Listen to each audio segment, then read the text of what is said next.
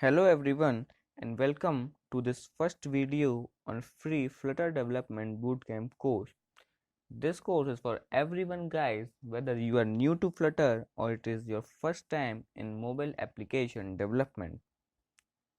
Flutter is an open source UI software development kit created by Google, and it is used to develop applications for Android, iOS, webs and many other platforms, which is one single code base. This is the coolest thing about Flutter, that you can develop applications for multiple platforms with just one single code base.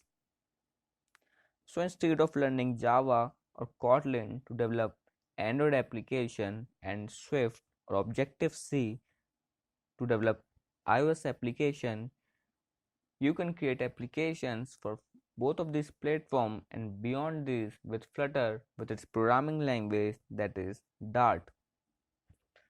Companies like Tencent, Realtor.com, the New York Times, and Google itself have been using Flutter in their production app, and there are many other apps made with Flutter like Stadia, Dream11, and many more. You can check out their developer story in Flutter official YouTube channel. Now to add your own story, let's get started.